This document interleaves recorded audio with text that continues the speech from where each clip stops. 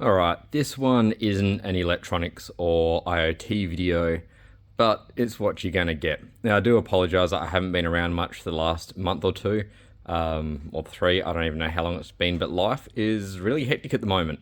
That being said, I did just get this belt sander, so I thought I'd show you what's actually going on with it. And I do promise there's more IoT videos coming up. I've got one on an ESP riser that I'm doing. I'm thinking about making LED replacement tubes for what do you call them, for fluorescent bulbs.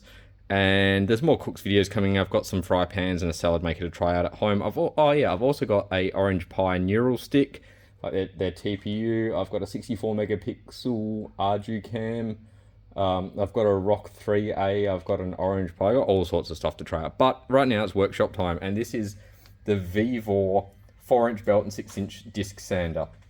Now this is a 4-inch by 36-inch belt, 6-inch disc, and you get what you pay for.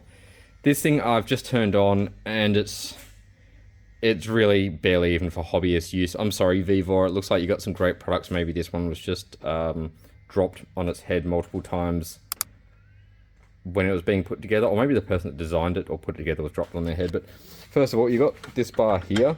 You can tighten it a bit. It's not in the diagrams though, so if we actually have a look at what's there, that bar is not. It should be here. Now, as best I can figure, that is just so, you know, when there's extra weight put on it, it's got something to hit. Seems like a good idea. Rattles like a motherfucker though. So you probably need a bolt on top of that. And you can see it's readily there. Now, by default, this is actually, I'm not a fan of it. So it's only on one side. That side can just move freely. And what that means is I've got it tensioned now, so you can see the belt's nice and center, but it means the bottom end's off. And I'll show you, like, as you tighten and loosen that, the belt's going to move back and forth a little bit. You can't center it properly because the force is skew if, like it's pushing out that way, which leads to a slight problem. Now, there is a glaring obvious here. That ain't level. And there's not really much I can do to fix it. I can probably use the machine to fix it itself. But the issue is you've got this connecting rod here, and you've got a flat there, and you've got one on the inside there where the other grub screw goes. So as you tighten those screws, it self-centers or self-rights, and that is where it rights itself. So I'd have to take it off and really find the 90-degree mark and sand it flat and then put it back on. So that's not awesome. These little feet, I mean, it's good it comes with them, but they're a bit crap. They tend to fall off pretty easily, so I might have to glue those in place. This is a little bit loose, but doesn't matter too much. It is a nice looking motor, and it's well put together.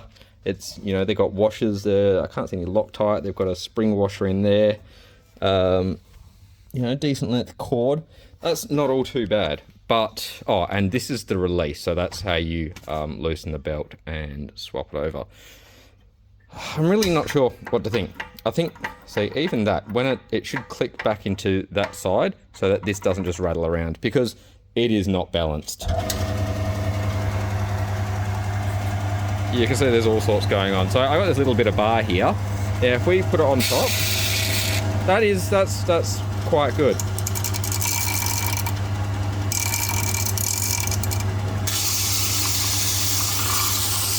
That seems all right. This,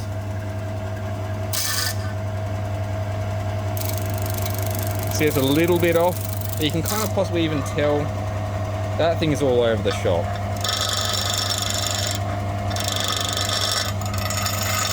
Yeah, that's definitely not round, not concentric. And you can even hear the tick, tick, tick, tick as it's going on. So here, we'll see if I adjust this slightly. I go this way, it's sliding more out, and the back end's getting a little bit more lined up. But eventually, if I loosen it enough, it is just going to slide straight off. So I can start tightening it. That's going to pull it back in. There's about center, but the back end's hanging over because it is skew-if, as I said. And if you keep going, it's just going to pull it right over until it collides. There we go.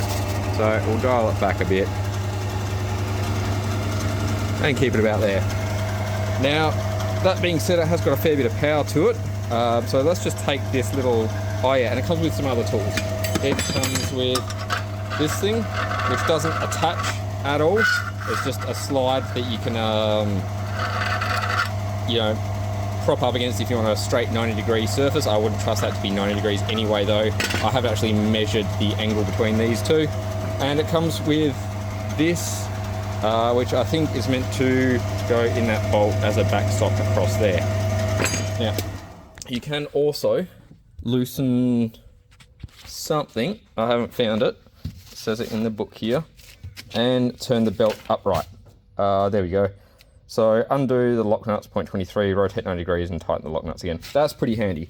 What I'm going to do though is quickly pause it, take this disc off in case that's what's off balance and throwing everything off, and we'll see if it's still got the same wobble to it. Alright, no disc. Yeah, you can see something's just not quite balanced, and it's probably the bearings in here. That would be my best guess. That being said, it does appear to have a fair bit of torque if I get this bar stop.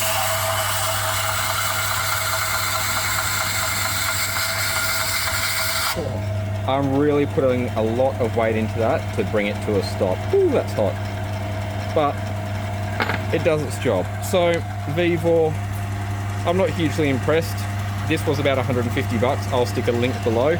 There is a lot of VEVOR products listed on their website, and I'm probably going to get some more, or maybe it's 168 bucks. I've also got a vacuum chamber that looks like VEVOR, or at least the same ODM made it, and that's so far pretty good. It's again cheaply made, it's 150-ish bucks, but it does the job. So I'll say the VEVOR stuff fills the gap. There's the serial number VEVOR if you end up watching this and want to figure out what the hell's wrong with this. I don't believe you've made that many products. I think that's a random string of numbers. I'm not entirely sure what that's there for, unless that's just, you know, the back of that spindle. So I hope that teaches you something.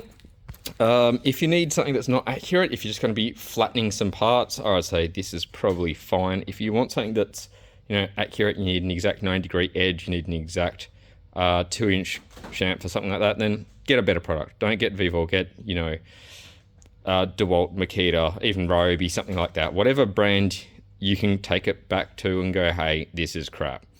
So until next time, I do apologize again for the delay. I hope you enjoy this little workshop video and everyone's going well for the start of this winter. And I will be making more content. I'm going to try to make more content that I don't have to edit, because I hate editing. In fact, I hate YouTube. But I do like making these little videos, so I'm just going to go back to making it a little bit more simple. Any feedback you have, I don't know why I just clicked, would be great. So feel free to subscribe and like and leave a comment down below. There is another OX64 video coming soon too, as there's a lot more to show there. So take it easy, folks. Till then, catch you next time. See ya.